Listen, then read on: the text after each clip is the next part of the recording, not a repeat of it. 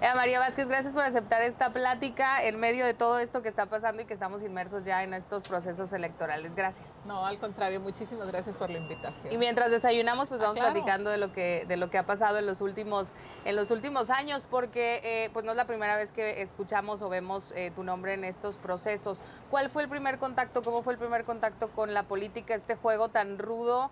Yo creo que reservado solo para algunos. Mira, el contacto fue ya, pues obviamente a una edad adulta, pero la verdad es que la vocación nació desde los primeros años.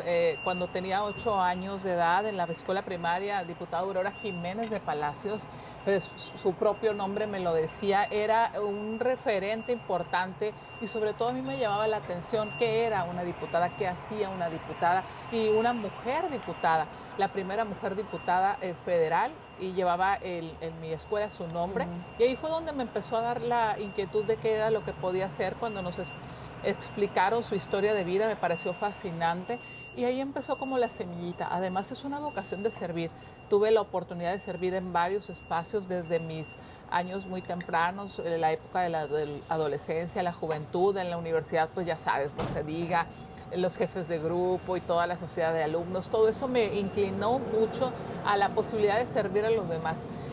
Después empiezo a trabajar y a desarrollarme profesionalmente en un sector muy duro y pues, hay que decirlo, también un sector muy duro para las mujeres, que era el sector agrario. Tradicionalmente en aquellos años, pues vinculado solamente a los caballeros, a los varones.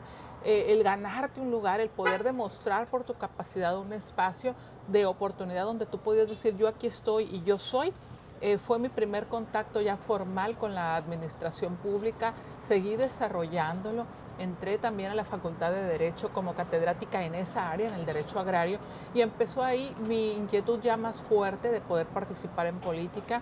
Estuve ya militando dentro del partido porque siempre he sido simpatizante de Acción Nacional, pero ya formalmente obtuve mi registro y ahí empezó mi trabajo en promoción política de la mujer, haciendo muchas actividades, foros y demás para poder encontrar la vocación, esa semillita que estaba sembrada desde los 8 años, pero que fue madurando poco a poco, lentamente, y buscar la diputación en aquel tiempo por el segundo distrito, de ahí en adelante la diputación por el tercer distrito, por la distritación, después la posibilidad de buscar la alcaldía de Mexicali y pues el día de hoy, poniendo en consideración de todos los ciudadanos del primer distrito federal, mi perfil. ¿Cómo? Me llama la atención que siendo una niña, ¿en tu casa como niña había algún ambiente politizado o algo así? No, al contrario, pero sí había una muy marcada inquietud por ir a analizar lo que estaba pasando en el entorno. Yo recuerdo que mis papás hablaban mucho en esas sobremesas después de la comida, hablaban mucho de lo que estábamos viviendo ahí en la zona, en la colonia, y yo me daba cuenta que no les gustaba y a mí tampoco ¿En me qué gustaba. colonia? En la colonia Aurora. Ahí, ajá. Justamente a mí me tocó ir a la escuela primaria en condiciones bien difíciles donde pues todavía estoy hablando de pues ya hace algunos añitos, pues no teníamos el servicio de drenaje, por ejemplo, así de básico. Si llegaba a haber una lluvia, pues había que ir a la escuela, porque eso sí, nunca procuraba faltar a la escuela. Era con bolsas en los zapatos para que llegaras limpio a la escuela, quitarte tus bolsas y llegar presentable. Y había cosas que de verdad en el entorno no nos gustaban. Eso siempre hubo una crítica propositiva, pero siempre crítica hacia lo que no queríamos y cómo sí queríamos que fuera Sí, claro. y cambiar el entorno. Pero tus papás no participaban propiamente en política. No propiamente. Ellos sí siempre fueron a votar, siempre me hablaron de la importancia de salir a votar. No eran militantes de un partido, sí simpatizaban con Acción Nacional desde aquel tiempo y me lo hacían saber. Y venían pues algunas otras alternativas. Yo me daba cuenta cuando había procesos electorales porque era casi de lo que se hablaba todos los días ahí en mi casa, que es tu casa. Pero definitivamente la participación como tal activamente todavía no se daba. Ok, y bueno, ¿alcanzabas a entender lo que hacía un diputado o una diputada? Lo entendí y me pareció fascinante cuando, bueno, no sé si a cabalidad, pero a los 8 años cuando me explicaron cómo una mujer de acá, de Baja California, pudo llegar hasta la Ciudad de México a ser la primera mujer que buscara una curul, que buscara un espacio y qué era lo que podía hacer, me pareció increíble. Yo decía, yo quiero estar ahí, yo quiero saber quién es ella, qué fue, qué hizo, cómo puedo yo también seguir su ejemplo. Eso sí, la verdad, sí marcó, Sí. determinó pues parte de mi vocación. Sí, claro. Y era es todo un caso el de Aurora, ¿no? Como Sí, representante, la lucha que llevó, la forma desafortunada, tan desafortunada y trágica en la que pierde la vida, pero al final sí le tocó abrir esa puerta. Ahora, ¿qué pasa en el momento? Dices que te involucraste ya en la política, en el tema, o ya siendo adulta. ¿Cómo se da ese primer contacto? ¿Ya militabas en el partido? ¿Cómo te acercas al partido? yo estaba, bueno, en la Facultad de Derecho y te comento, vinculada al sector agrario y me daba cuenta que había muy dominante, absolutamente dominante en la gente del Valle. Y a través de las corporaciones, después entendí que era la forma de organización que conocían, no había algo diferente. Y era muy difícil y se sorprendían cuando les ofrecías una atención distinta, con un servicio diferente. Y encontré, porque yo ya para entonces encontraba en Acción Nacional, porque ya era simpatizante y activa todo lo que se desarrolla en Acción Nacional, me daba cuenta que eso no lo conocían, que la gente del Valle no tenía acceso a esa información y si la tenía, pues era tanto el control que no había la oportunidad de llegar con ellos. Y yo empezaba, sin tener necesariamente que hablar de Acción Nacional, a mostrarles una forma diferente de hacer las cosas. Se sorprendían y me gané un respeto como mujer. Yo era muy joven y definitivamente sí fue un reto porque, bueno, me tocó lidiar en temas muy difíciles de regularización de tenencia de la tierra con los grandes líderes de aquellos Sí. tiempos en el campo. Me fui buscando ese espacio, lo fui obteniendo y ahí empiezo a hablar de Acción Nacional, empiezo a decirles cómo ellos tenían derechos y cómo no necesitaban cubrir ningún tipo de cuotas para poder ejercer sus derechos, que ellos solos pudieran hacer gestiones. Mi trabajo, mis primeras prácticas profesionales en la Procuraduría Agraria. Después estuve en el jurídico de la Secretaría de la Reforma Agraria como jefe del jurídico y fui ganando espacio. Me vinculé mucho con los tribunales, si bien yo no trabajé en ellos, en los tribunales agrarios sí era una vinculación directa, hasta que tuve la oportunidad de llegar como delegada de la Secretaría de Reforma Agraria. En aquel tiempo se le denominaba representante estatal. Y ahí fue donde ya me di cuenta perfectamente que era a través de Acción Nacional como podíamos dar un giro en la atención. Logré impulsar un programa que tenía que ver con la entrega de títulos, porque mucha gente nada más tenía un certificado de posesión, pero Sí. no podían disponer legalmente de sus tierras. A partir de que se trabajó en ese programa y les dimos esa posibilidad, también encontré muchísimas mujeres que tenían tierra, que tenían derechos sobre las tierras, porque ya tenían un título de propiedad, pero ahora habría que llevarlas a una segunda etapa, que esa etapa era poder acceder a programas de apoyo para el campo. Programas donde la mujer pudiera desempeñarse, donde también se ganara el reconocimiento y un lugar que siempre ha tenido, pero que no se le daba, que no se le brindaba. Sí. Y ahí fue, pues, digamos, el boom, ahí despuntó todo esto, di el paso siguiente que era, yo ya sentía sembrada esa inquietud de poder llegar a ser representante popular, lo intenté en el 2013, fui en una contienda con una gran mujer, éramos adversarias en aquel momento, adversarias políticas, Mónica Bedoya, Ah, y la claro. verdad una extraordinaria mujer que me ha enseñado mucho de la vida y que el día de hoy me siento honrada de poseer su amistad. Se Y hacen la amigos verdad, en la política y sí se hacen amigas. amigas, la verdad, y grandes amigas para mí. Ella es una persona grandiosa, una entrañable amiga, y en aquel momento me enseñó que había que perseverar. Yo no gané esa contienda Siendo interna, adversarias. siendo adversarias, no gané esa contienda interna, pero sí me di cuenta que ella la ganó porque tenía años buscándolo. Y para mí fue el mensaje de, ok, hoy no te tocó a ti, pero vas a buscar. Y no es te tocó, es un decir, es una frase. Sí. Hoy no fuiste tú, pues, la vencedora en esta contienda, pero ve mi ejemplo. Y por eso perseveré. Y en el 2016 llegó a la Diputación por el segundo distrito local. ¿Cómo hacen para no, porque es un juego muy rudo la política? Sí. Hay que confrontar, a veces hay que, pues pelear en el buen sentido quizá Claro, claro. en ese terreno, pero ¿cómo hacen para no llevárselo personal. No es personal, obviamente, pero sí es un juego muy rudo a veces. Sí, es muy rudo, pero tiene mucho que ver con quién eres y qué traes dentro. Y es un tema de sentimientos, es un tema de control de emociones. Luego por ahí se dice que las mujeres somos más intensas, ¿no?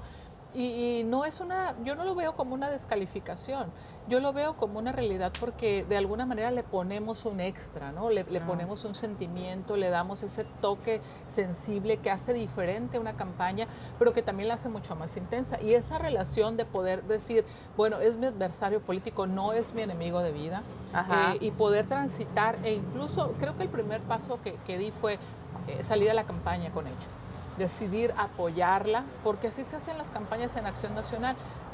Nosotros tenemos una frase que dice, pues el precandidato es mío, pero el candidato es de todos. Ya Ok. superada una contienda interna, vamos a trabajar por quien ganó una elección interna y a salir juntos a buscar el gran proyecto que es dar la cara a la ciudadanía y salir airosos de esa tarea. Además de, en este caso de Mónica, ¿tienes otros amigos o amigas en la política? ¿O tu círculo de amigos no es solamente conformado por políticos, o sí? No, no, también tengo amigos en la vida social, tengo amigos de toda la vida, mis amigas de la prepa y de la Ujú. secundaria, de la universidad incluso, que nos frecuentamos, el típico de que nos vemos mañana, paso el mes, pero sí nos vemos, ¿no? Sí.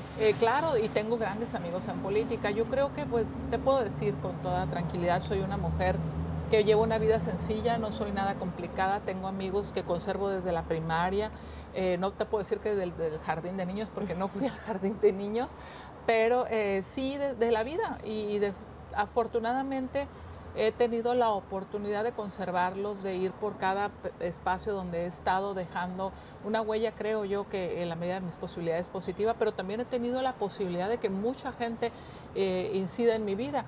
Creo que eso es lo que la ha nutrido, porque la política es Ujú. difícil. La Sí. política tiene desgastes, tiene riesgos, tiene un ambiente que se puede volver hasta hostil. Y yo creo que la diferencia que puedes hacer tú con tu equipo, y esto lo quiero recalcar porque es para mí fundamental, yo puedo hablar de mi familia, de mi equipo de compañeros en política como una familia. Y de mi familia como quienes abrazaron, mi familia biológica como quienes abrazaron esta forma de vida. Sí. Cuando nos unimos somos uno y tú no te das cuenta quién es mi primo, quién es mi hermana y quién es mi compañero de política en un ambiente de equipo de Sí. trabajo, porque los pudimos integrar y tengo grandes, grandes afectos en ellos. Ahora que hablas de la familia, ¿cómo se compone tu familia? Bueno, entiendo tus papás no eran propiamente políticos, pero sí tenían una opinión como todos la tenemos. Pero en el núcleo más cercano, ¿quiénes componen tu familia? Mi familia nuclear es, pues, evidentemente, yo soy una mujer que cree en la familia. Tengo 32, voy a cumplir 32 años de casada con un ingeniero. Juan Manuel es un hombre extraordinario, de verdad, porque ha sido mi compañero de vida. Nosotros nos casamos cuando yo era muy joven. Bueno, él también, pero yo un poco más. Y me ha apoyado en todo. Yo continué estudiando, terminé mi carrera universitaria ya casada. Tengo 3 hijos, Eva de 31, Ana de 26 y Manuel de 19. Y he tenido la oportunidad de contar siempre con ellos, el apoyo. El apoyo de ellos ha sido fundamental porque son muy integrados y siempre el proyecto que abrazamos en familia, sea quien fuera el que Sí. lo conforme, todos nos volcamos hacia que se cumpla ese sueño, que se cumpla ese proyecto. Y en lo que a mí respecta, pues siempre he tenido su apoyo, la verdad, desde las cosas más sencillas hasta la gran decisión de decir, va mamá, vas ahora a buscar una diputación federal, ahí estamos contigo. Antes de que tomas, por ejemplo, en este caso, una candidatura federal en su momento a una local o a la alcaldía, ¿sí lo platican ustedes solos y evalúan cómo va? Porque lo he platicado con otras mujeres que están en la política, independientemente del rol que juegue la mujer dentro del hogar, es decir, si trabaja, si trabaja en casa, las mujeres tienen un rol muy definido y son las que ponen en marcha todo en el hogar. Y cuando se involucran en la política, ¿qué pasa dentro de la casa? ¿Cómo se reorganizan? ¿Cómo se Ah, organizan? ok, pues ¿Qué mira, pasa ahí?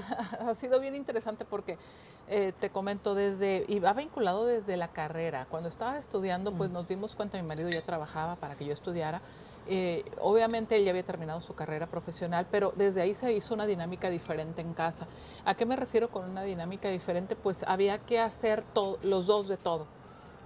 ¿A qué me refiero? Desde las labores del hogar, lavar la ropa, ir por el gas, hacer el mandado, cambiar a la niña, toda esa dinámica la empezamos sin tener que decir a ti te toca esto y a mí aquello.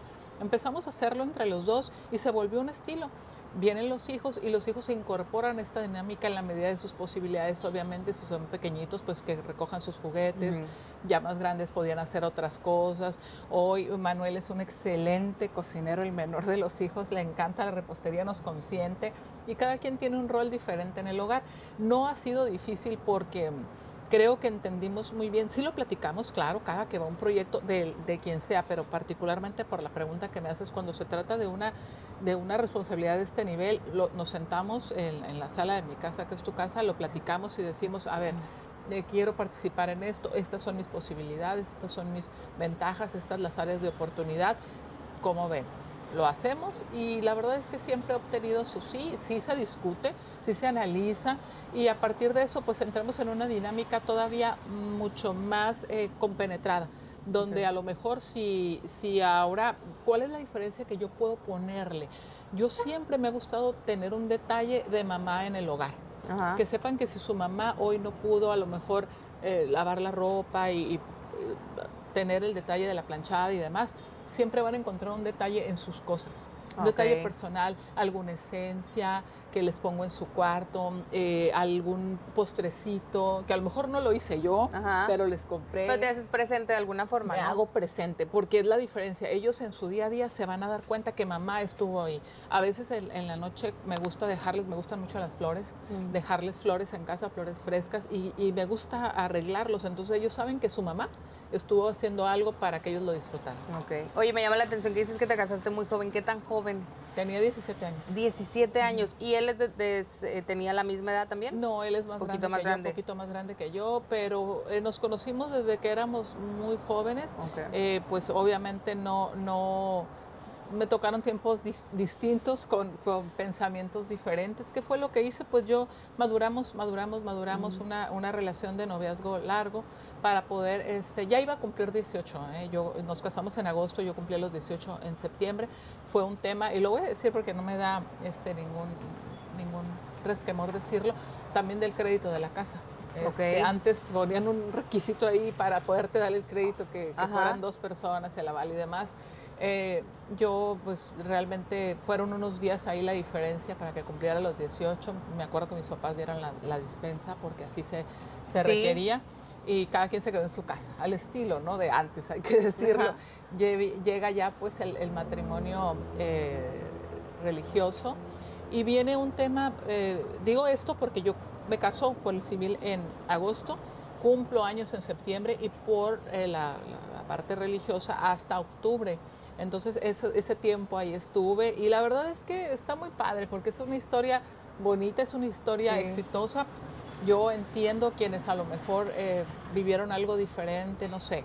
La mía ha sido una historia de éxito. Estoy muy agradecida con mi marido. He reconocido en él desde siempre a un hombre que yo a veces cuando escucho este tema de la media naranja, ¿no? Sí existe. A mí me tocó, elegí, porque no es como que te sacaste en una rifa, ¿no? Y él también, elegimos bien y creo que entendimos el reto de la vida, ¿no?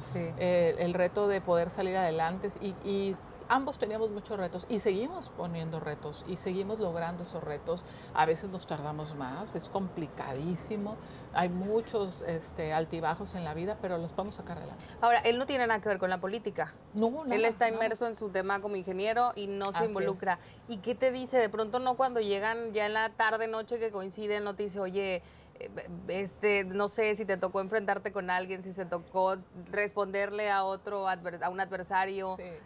¿Qué opina? ¿Qué dice? Él no está involucrado, pero lo entiende muy bien. O sea, él no participa abiertamente como yo, pero lo entiende muy bien y siempre me acompaña, O sea, siempre va a los proyectos, si hay un evento, él siempre está presente, pero en una, digamos, en una línea un pasito atrás. Sí está muy informado y me pregunta y me cuestiona y me sugiere y luego opina y me dice, oye, cuídate de estos temas, ojo con aquellos. ¿Y si escuchas y tomas en cuenta sus consejos? Sobre todo sí, porque él es un hombre que es un ciudadano, para esos efectos es un ciudadano que ve desde, digamos, fuera lo que se está viviendo y me dice, oye, fíjate que hoy se comentó esto en el trabajo o con los amigos, en la reunioncita, en la carnita asada, ¿cómo ves? Ojo con aquello. Y creo que es una opinión muy objetiva. Podrías quitarle lo subjetivo porque siendo mi familiar tan Sí. directo, pues y teniéndolo en casa, pero como él no está inmerso propiamente en el centro de una campaña política, puede ser mucho más objetivo en su opinión. Entonces, claro que le hago Pues es que caso. es un termómetro al final, Es un ¿no? Es termómetro. una forma de medir lo que está Exactamente, pasando afuera, exactamente. porque a veces estamos tan inmersos como en lo que estamos haciendo que perdemos un poco a lo mejor la forma de cómo nos ven desde Claro, fuera, en el ámbito que sea que nos desempeñemos. ah, Entonces yo creo que sí es un buen termómetro. Ahora, así los es. hijos se involucran, de alguna forma participan en la campaña. Hay Sí, quienes dicen que a lo mejor, digo, apoyan obviamente como hijos, pero de alguna forma se suman a las actividades, ¿o no? totalmente. Sí. Mi hija mayor, de hecho, ahorita no se encuentra aquí, ella está afuera, pero está haciendo campaña desde la Ciudad de México. Mm. Y, todas las campañas me ha acompañado de manera integral. Ahora mi hijo menor está involucrado en los tiempos que su escuela lo permita, porque también él está Está estudiando. estudiando. Entonces yo le digo, a ver, hijo, primero lo primero, tienes que no desatiendas tu tarea, tu labor e incorpórate en los espacios donde tú puedas. Entonces todos los días se incorpora por las tardes, está muy involucrado. Mi hija Ana también, desde otro espacio, ella también creo que es una fuente fundamental de equilibrio en el hogar, porque al igual que su papá, no tan inmersos en el día a día, pero sí haciendo otras labores que me ayudan para que yo pueda salir a hacer lo que tengo que hacer. Entonces, ha sido integral el trabajo, todos nos damos ese soporte, soportamos la carga que otro pueda tener y lo hace mucho más ligero, ¿eh? Ujú. Muy armonioso, siendo Sí. bien honesta. Ahora, aprovechando que estamos Sí, desayunando claro. ligero, porque estamos así Qué como en un rico. brunch, hay un tema que tenemos en común, más allá Sí. del ámbito en el que desarrollamos, que yo me sometí a una cirugía Ujú. bariátrica, en tu caso también te Sí, así sometiste a es. un procedimiento. A mí me gusta hablarlo porque hay veces que hay gente que a lo mejor ha tenido esta idea y verlo en alguien real creo que puede servir, sobre todo Sí, cuando es un tema que tiene que ver con la salud, pero también y se vale con el tema del aspecto físico totalmente. que puede ayudarnos en algunos sentidos. ¿Cómo tomaste esa decisión?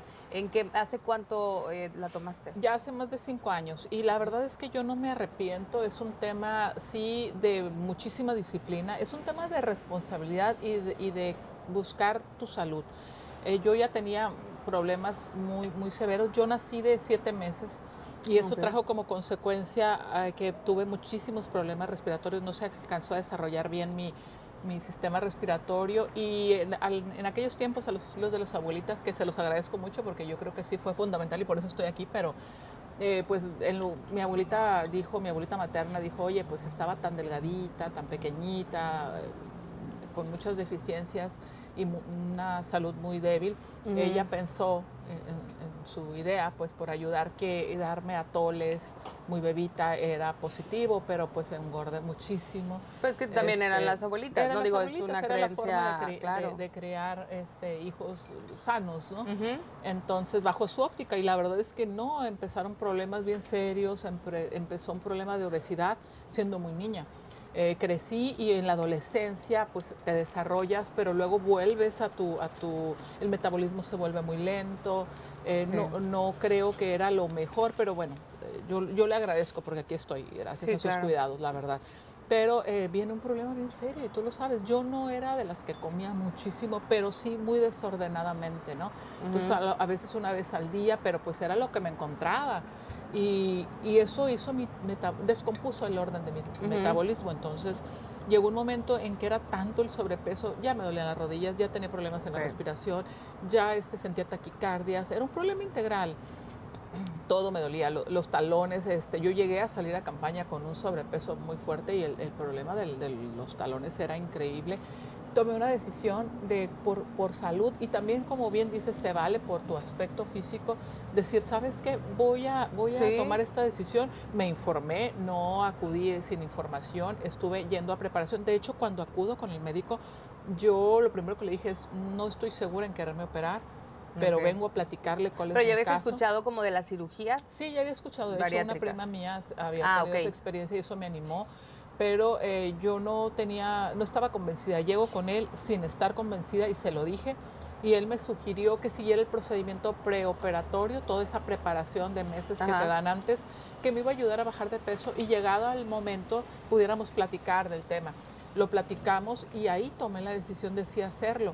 Y bueno, tú sabes, vinieron días muy Sí. complicados después de la cirugía, donde estábamos en agosto y yo no utilizaba el aire acondicionado porque sentía Sí. escalofríos, ¿Qué donde procedimiento te hiciste? el bypass, Bypass. ujú, Ok. el mini Ese fue bypass. el que recomendó Ese el fue el que el médico. médico recomendó, yo seguí sus indicaciones, me cuidaba rigurosamente en la dieta como Mm. te la dan, de no estarme brincando etapas, de no tratar de ingerir más de lo que, aunque tu cerebro, sí lo estuve en preparación antes, aunque tu cerebro todavía pues sigue pensando, Piensa, sí, sí, de hecho pues ahorita estamos usando un platito pequeño, sí. pero yo me acuerdo que me servía cantidades impresionantes de lo que me tocaba y pues Es que obviamente te la das cuenta porción que no era, puedes. no, entonces Ajá. ahora ya los platitos que uso son como este o un poquito más Sí. chicos, pero sí cambió considerablemente mi vida, no solamente la inseguridad, no, según yo no era insegura, ¿no?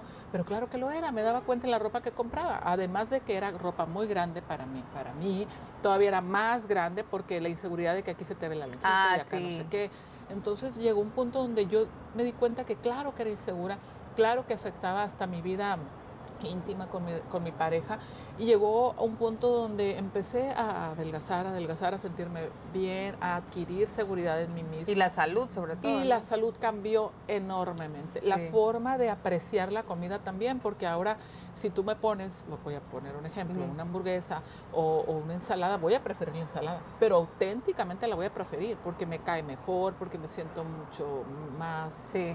confortable con verduritas. No quiere decir que no puedo comer una hamburguesa, digo, no me la voy a acabar, ¿verdad? Pero Ajá. sí la puedo probar.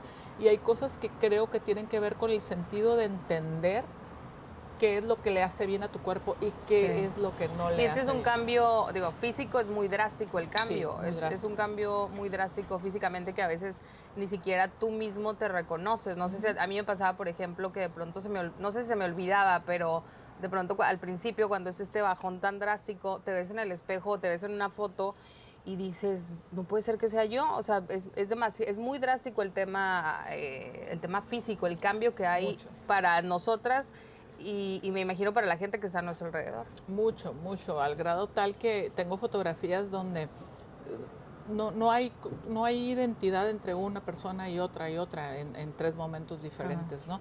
Y pues soy yo.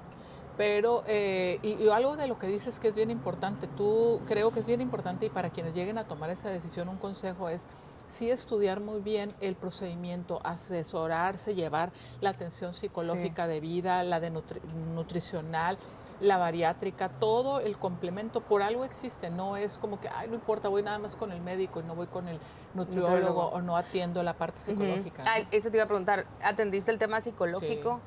sí, totalmente, porque llega un punto donde tú vas a comprar ropa y ¿en qué te das cuenta que no estás bien? Cuando compras pantalones enormes y Totalmente. dices, pero es que, ya no es mi talla, ¿no? O- Pero en automático asumes, a mí me pasaba, por ejemplo, eso, o sea, las primeras veces que iba a comprar ropa ya como en otra talla, yo asumía como que una talla, bueno, no voy a decir tallas porque ya ajá, cada sí, quien sus claro. tallas, pero yo decía, esa talla no me va a quedar, entonces en Ujú, automático me voy a la anterior. ujú. Y si mi mamá iba conmigo, mi mamá decía, no, es que ya no No, eres esa claro, talla. así Entonces me es. daba miedo como medirme la otra. Y ya que me medía la otra, yo decía, no, sí soy. Ujú. Entonces sí es un cambio, sí se Sí, requiere sí, claro, lo emocional y es un lo tema psicológico y psicológico. también emocional, porque como vienen muchos cambios en ti, es un estado drástico, es como que tu cuerpo entra en shock, así lo entiendo, pero en un sentido positivo. Entonces tienes que atender integralmente la parte psicológica, la parte emocional, buscar también ayuda en los momentos difíciles donde dices, ay, es que yo no llegué a vivir una desesperación de comer, así Ajá. porque para eso es la preparación psicológica, pero también llega momentos donde te equivocas al comer. Crees que que ya estás preparada para comer determinado alimento y a lo mejor ya nunca más lo vas a volver a aceptar y tienes que Ujú. entender porque te llegas a lastimar el estómago, ¿no? Yo, una anécdota, la primer Navidad, sí, fue la primera Navidad, Ajá. había tamales en casa y se me hizo fácil, dije voy a agarrar un pedacito así del tamalito y fue un error garrafal que siento yo que me lastimé o algo pasó y como 2 meses estuve ahí con problemitas en lo que me adapté. No es tan difícil cuando sigues instrucciones y no caigas en la tentación de, ay, un pedacito de esto, un pedacito de aquello. Después te vas a dar cuenta que puedes disfrutar de todo, Sí. pero en las cantidades correctas y en su momento. Claro, sí, solo cambia la forma en la que apreciamos la comida, cambia la relación Sí, con la así es. comida y tampoco creo que va más allá, también entiendes, no sé si fue tu caso, pero entiendes que va más allá de un número en el peso, Así es. porque lo ves diferente, te ves cómo te nutres, te ves cómo lo que cambia y no nada más se limita a un número de peso, ¿no? También cambia mucho ese tema. ¿Consideras que hay un antes y un después de Eva María con el bypass? Sí, sí hay un antes y un después en todos los sentidos. En todo, sí. En todos los sentidos. Me siento obviamente mucho más ligera, mucho más ágil, de mejor humor. Los primeros meses son difíciles y tu estado pareciera que manifiestas como depresión, como tristeza, pero es natural porque tu cuerpo está eliminando todo y te puedes sentir cansada. Sí llega un tema, si no lo atiendes bien, donde puedes caer en una especie de anemia, tienes que cuidar muy bien sí. eso, por eso todos los suplementos nutricionales que te indican, digo, a mí me pasó muy poco porque rápidamente se detectó y lo pude superar, pero sí es bien importante que tú reconozcas que eres una antes y una después y que te aceptes como eres, porque o tomes otras decisiones. Yo en mi caso no tomé la decisión de ir por un ajuste en el tema de la piel y esas cosas. Otro procedimiento. Respeto mucho a quien sí lo hace, se vale. Cada quien puede y debe hacer lo que considere, pero siempre asesorada médicamente por los mejores, por los profesionales. Y aparte es una decisión como muy personal, ¿no? Muy personal. Nadie más puede, aunque 100 personas alrededor te hablen y te digan, no lo vas a hacer hasta que tú te convenzas, siento, claro. a ti misma, sí, ¿no? Así es. Es un tema muy, muy personal. Y bueno, volviéndonos ya ahora al tema político, yo creo que en la política y en todos los aspectos hay que saber ganar, pero sobre todo saber perder, sobre todo en la política. ¿Cómo lo viven ustedes en ese aspecto? Mira, el tema de ganar, pues es fácil, porque de alguna manera tú tienes ese aire que te da la posibilidad de decir, salí airosa, la ciudadanía me acompañó, la ciudadanía estuvo conmigo y me dio ese respaldo. Por las circunstancias que sean, y tú tienes que reconocer que no es un trabajo solamente personal, es un trabajo de equipo, es un trabajo donde van en juego muchísimas cosas y ser agradecido. Y la forma de agradecer es estar cumpliendo compromisos y la permanente cercanía con la ciudadanía. Pero también cuando hay derrotas, tener que reconocer. Y saber perder. Y saber perder. Y reconocer que es verlo sí como lo que fue, haciendo un análisis muy, muy serio y muy puntual de cuáles fueron todos los elementos, ya sea personales, internos, externos, que incidieron en esa derrota, pero verlo más que como una derrota, como un área de oportunidad. Digo, tienes que transitar por todo, porque también viene una especie de etapa de duelo donde dices, oye, es que la ciudadanía no me apoyó, ¿por qué? Ya hice la evaluación, ¿qué tengo que mejorar? Y a partir de que haces esa evaluación, inmediatamente, estés como estés, emocional y físicamente, salir de nuevo a darle continuidad a un proyecto que se va a llevar más tiempo. Porque para mí la política no es un momento, no es de ocasión, no es, ahorita se me ocurre, voy a ser diputada, voy a buscar la candidatura, y si no gano, pues ya se acabó esto. No. Es vocación de servicio. La candidatura, y en su caso la representación popular, es solamente consecuencia de esa vocación de servicio, es parte de ese proceso de vocación. Pero la vocación de servicio se da a diario. Cuando tú ves a una persona que va a cruzar en la calle y que es un adulto mayor y no puede, ahí está tu vocación de servicio presente. No puedes cerrar los ojos, tienes que ir a ayudar. Cuando tú ves en tu colonia que hay basura y no puedes verla, que dices, mi entorno no nos merecemos todos en la colonia vivir así, y tomas la decisión de limpiar tu espacio, lo que tú puedas, ahí está tu vocación de servicio presente. Cuando ves a a una madre de familia que tiene dificultades a lo mejor para sacar a sus hijos adelante y está vendiendo lo que quieras y tú decides ayudarla comprando sus productos, platicando con ella, dándole ánimos, ahí se hace presente tu vocación de servicio. Cada cosa que haces, cuando no te pasas un alto y eres un ciudadano responsable, ahí está presente tu vocación. Ahora, hay quienes pierden, una vez estando en la política, pierden este sentido o quizá nunca lo tuvieron, porque es una realidad que la gente o el ciudadano común ha perdido mucho interés o algunos se han desencantado, hay otros que pues no han tenido como una credibilidad. ¿Se les olvida de pronto a quienes llegan o no lo toman en cuenta? Pues mira, yo soy muy crítica de eso. Ujú. Yo soy muy crítica cuando una persona, no sé si se les olvide o nunca lo tuvieron, pero a mí no me gusta, de verdad, es para mí sumamente reprobable y no me importa de qué partido sean o militen, pero cuando una persona está solamente cuando quieres, en política, solamente cuando quiere estar en una boleta, es decir, si no está en la boleta, no está presente en un proceso electoral, para mí eso es reprobable. Reprobable 100%. Porque tu vocación no es de ocasión, volvemos a lo mismo. Yo entiendo que conlleva un desgaste, claro, estar haciendo labor social por vocación sin estar en un espacio de representación es muy difícil. ¿Por qué? Porque conlleva también tu desgaste sin tener una estructura que te acompañe, sin tener todo lo que representa la posibilidad de ser representante popular. ¿Sí? Tú Sí. vas con tus medios, con tus recursos, con tu tiempo y con tu persona y a lo mejor los más cercanos a ti. Pero eso lo haces, para mí, debe ser todo el tiempo. Así se dignifica la política. Porque la gente siempre, lamentablemente, dice, oye, es que vienen en campaña y no los volvemos a ver. Ujú. Eso a mí me parece sumamente grave. Yo tengo la calidad moral para decir, oye, pero también por ejemplo, estos 3 últimos años que no he estado en política, también he estado haciendo cosas y la prueba de ello está en las redes sociales. Afortunadamente ahora existen y ahí está todo mi trayectoria y mi andar en mis posibilidades, desde campañas de apoyo a las mujeres que Ujú. perdieron sus cejas, por ejemplo, por las quimioterapias, desde buscar apoyos a los adultos mayores con paquetes para entregarles pañales, entregar algo de apoyo para su alimentación, todas esas cosas, los foros que hemos podido realizar para los jóvenes, todo ese acompañamiento que no lo haces con un apoyo de una estructura como la que se tiene en tiempos de campaña, habla de cómo se debe dignificar la política. Podrás haber casos donde ya no puedes atender, pero haces la gestión para que quien sí tiene la responsabilidad gubernamental de hacerlo, lo haga. Entonces ahí creo yo que eso es la forma de dignificar la política y es la forma en la que yo les puedo demostrar que siempre he estado cercano. Ahora, ¿se puede cambiar? ¿Tú crees que se pueda cambiar la imagen que hoy tienen los políticos? Porque hablar con muchas personas o con el ciudadano común y plantearle el tema político en automático casi siempre es un rechazo. ¿Puede revertirse? Yo creo que sí, pero tiene que ver, es un poco como el tema de las acciones afirmativas, tiene que ser obligatorio. ¿A Ok. dónde quiero llegar?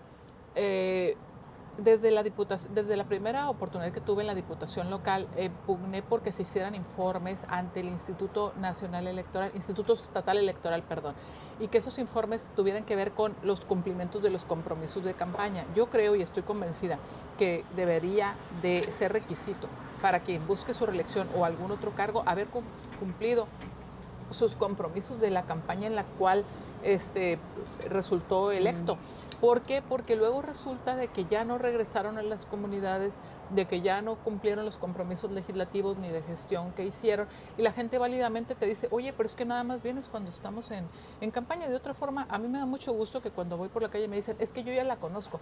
Y mi mente, 100% desde la óptica de un ciudadano común y corriente, piensas, perdón, quién será, ¿no?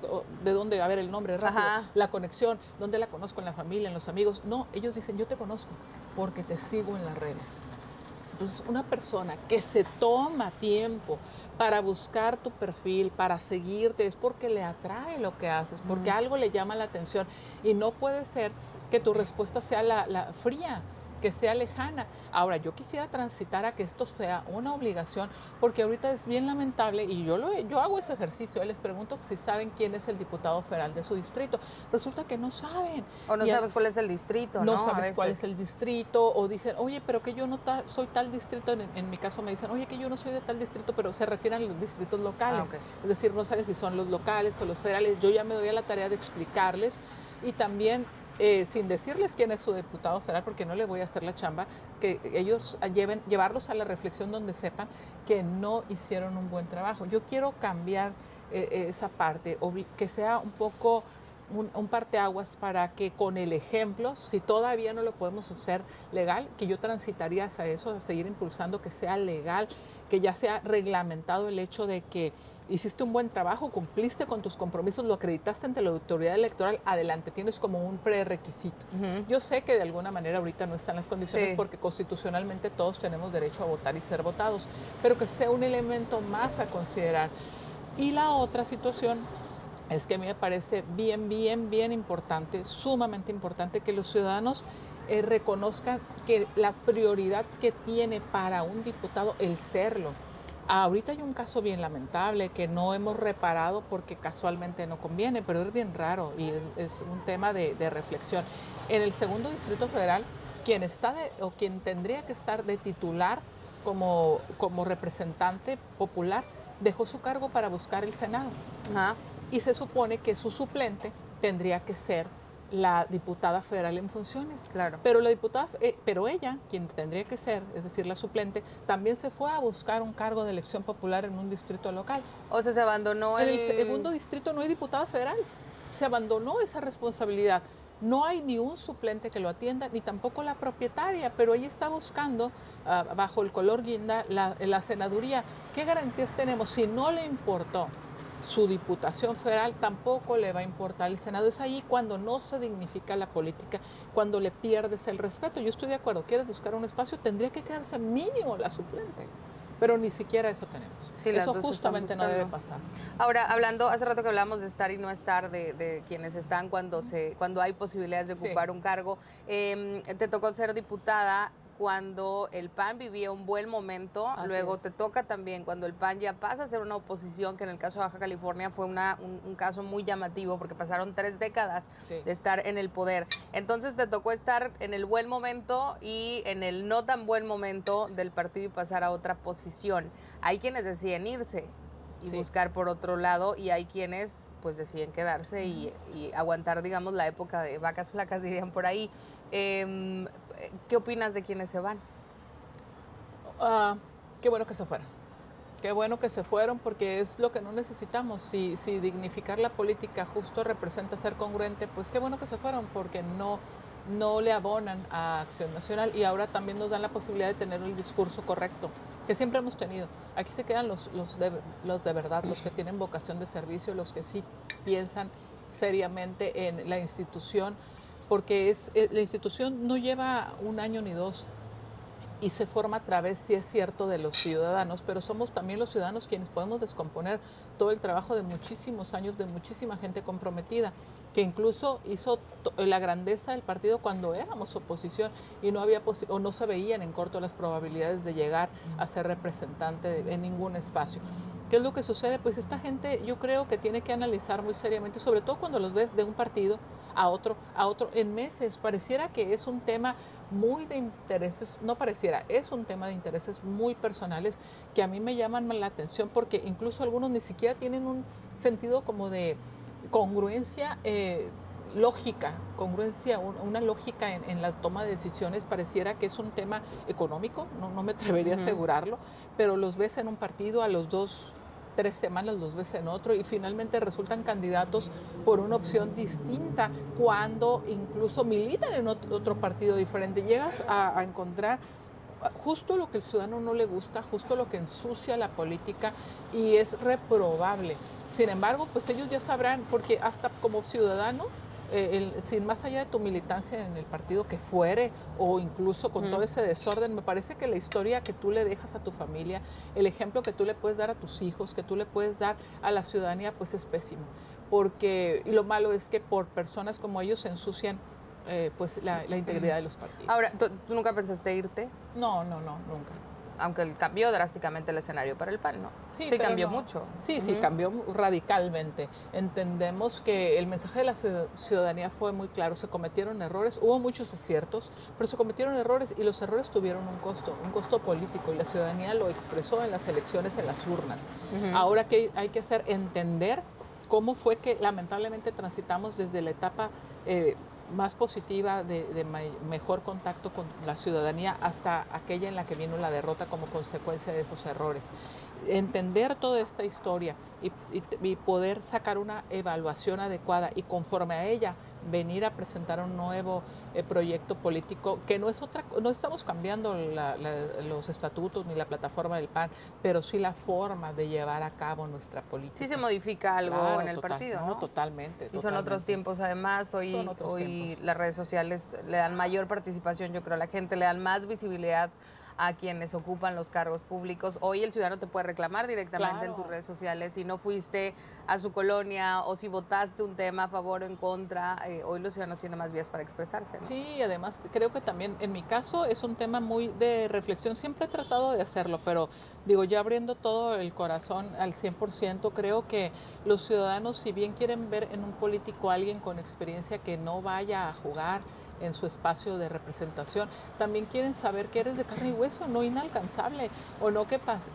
posees privilegios que eso realmente es reprobable y que los ciudadanos pues no tienen acceso a cosas suntuosas o de gran frivolidad, que somos pues perfectamente ciudadanos que van por la calle también y que hacen sus compras y que limpian su casa, que tienen responsabilidades con los hijos, que tienen un entorno social, que se divierten. Creo que eso es lo que hace y que también sufren y que también Sí. tenemos sentimientos y que también tenemos muchos problemas, responsabilidades, pero que nuestra tarea es con toda esa integralidad que te vuelve un ser humano, ciudadano, habitante de determinada ciudad, tienes una inquietud que a diferencia de otras desarrolla tu vida profesional al servicio de la ciudadanía, pero con la lupa de los ciudadanos y Sí. que vas a ser juzgado, si me permites la expresión, a lo mejor no es la más adecuada, pero vas a ser revisado en tu actuar con esa lupa y eso te da la obligación de ser mucho más cuidadoso. Ahora, hablando de los partidos y la política, sigue siendo un terreno dominado mayormente por los hombres. Las mujeres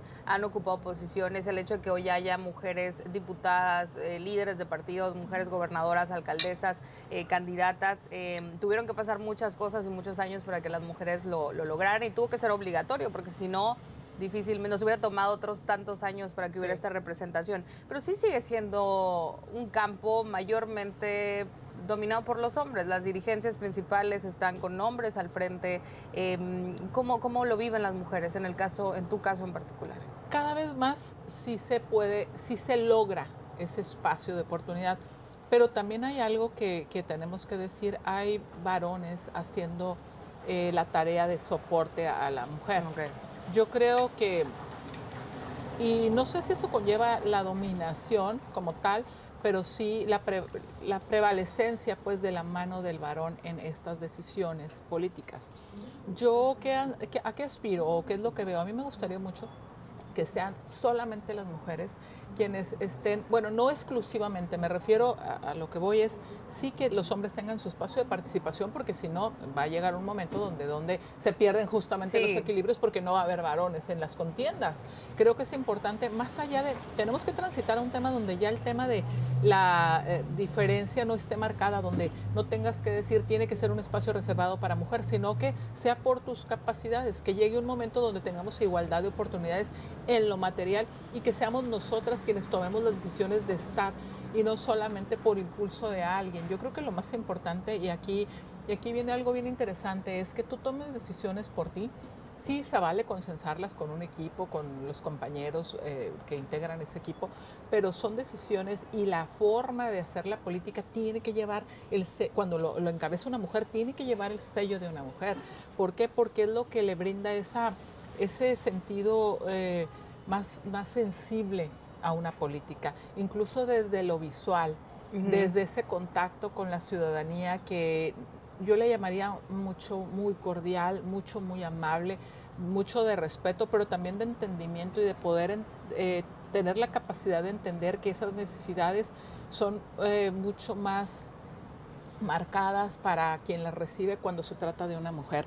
Entonces te viene a la mente mil cosas, te sitúas inmediatamente en la realidad de esa persona, la comprendes, eres muy empático y le brindas una solución que es más fácil de digerir, un poquito más amable. Creo que eso hace que sea la política distinta. Pero también luego se nos puede encasillar en solamente aquellas áreas que tienen Sí. que ver con temas así.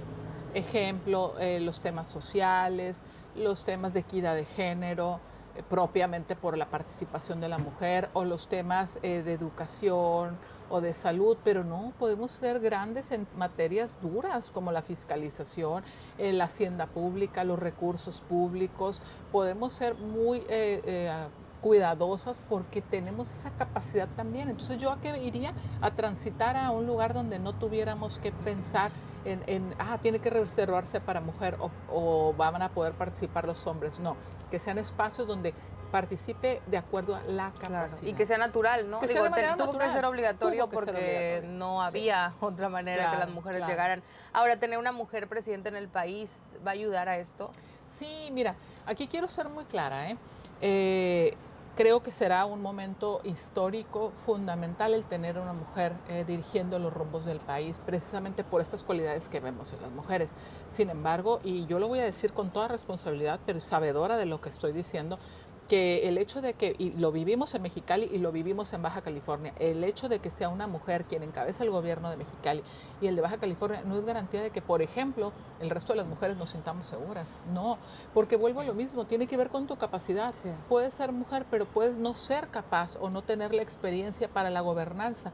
Aquí creo que en el caso de nuestro país y en esta elección, en Xóchitl Gálvez veo esas cualidades. Es una mujer que viene desde abajo, que conoce lo más duro que ha pasado en la vida. Su vida la ha forjado, le ha dado un carácter y le ha dado también la posibilidad de entender el entorno del país desde una parte muy sensible. Ella es muy auténtica, podrá o no gustarle a toda la ciudadanía y a veces esa autenticidad también la hace pues franca, evidentemente, la hace muy clara en su sentir, pero también la hace muy sensible porque ella ha vivido en carne propia y lo ha vivido muy de cerca. Yo la conocí cuando en el 2000 yo estaba en la representación estatal en la reforma agraria, ella apenas incursionaba todavía, no como funcionario público, pero estaban invitándole a la comisión a lo que entonces era una oficina de la presidencia que tenía que ver con la atención de los pueblos indígenas. Después se formó la comisión y ella, yo me apasionaba escucharla hablar con su muy particular forma de decir las cosas, así muy aguerrida y Sale con un poco ciertas... Xóchitl del cuadro, digamos, Sí, típico tradicional. de un candidato de Acción Nacional, sí, ¿no? Sí, pero es que vuelvo a lo mismo. Yo creo que eso es lo que los ciudadanos quieren ver. En Acción Nacional somos muy disciplinados y muy respetuosos de nuestra proyección, porque no es la proyección de Eva María o de Xóchitl, es la proyección de la ciudadanía, de la seriedad con la cual asumimos nuestro encargo. Ella no milita dentro de Acción Nacional, ha sido invitada por Acción Nacional y ha entendido con mucha responsabilidad esa línea delgada para atender esa invitación. Sin embargo, ha sido muy de conexión con la ciudadanía y nosotros en Acción Nacional entendemos esa parte y no es de ahorita, es de tiempo atrás, donde tenemos que vivir más de cerca lo que viven los ciudadanos. Entender que un ciudadano que ahorita está padeciendo porque afuera de su casa y pasa, por ejemplo, en Valle de Pedregal, pasa que hay una casa donde fuimos a hacer un recorrido y una señora sale y me dice, no podías ni siquiera acercarte a su casa porque tiene pareciera que una laguna enfrente de un problema de drenaje que es una peste impresionante. Ella nos decía, es que está desde octubre. Han venido a tratar de arreglar ese problema desde hace tiempo, no lo arreglan, le dan soluciones, se vuelve a formar y aquí estoy. Y ella vive todos los días con eso. Entonces, entender esa realidad, saber que no tiene calidad de vida y que tienes que buscar solucionar el problema para que esa familia cambie su vida y esa familia tiene una familia extendida que también analiza, que es crítica, que piensa, eso es lo que hace la diferencia. Pero si hay alguien que lo toma a la ligera y no con la responsabilidad que el caso amerita, pues no vamos a tener resultados adecuados. Claro. Ahora, Eva María, bueno, estás buscando la representación del Distrito 01 Federal. ¿Qué abarca el Distrito 01 Federal? Porque luego hay estas confusiones entre los distritos locales, luego hubo una redistritación de parte de la autoridad electoral. ¿Qué abarca? Bien, abarca desde Justo Sierra hasta Islas Agrarias A y B, y desde la avenida Colono Internacional hasta los Valles de Puebla. Es en su mayoría urbano, tiene un pedacito de ahí de rural que es el Cuernavaca, los Islas Agrarias, el Puebla que ya está conurbado. Sin embargo, bueno, el propio Cuernavaca ya está prácticamente dentro de la mancha urbana. Sin embargo, sí hay algunas necesidades propias de la gente del campo que hay que brindarle atención adecuada con esa óptica y que afortunadamente pues yo tengo esa expertise, pero también existe el grueso que es 100%, bueno, 80% urbano, 85% urbano, que tiene una problemática bien complicada. ¿Cuál consideras que es la principal problemática del uno? Dos, el tema de seguridad y el tema de los drenes y canales en desuso y en uso.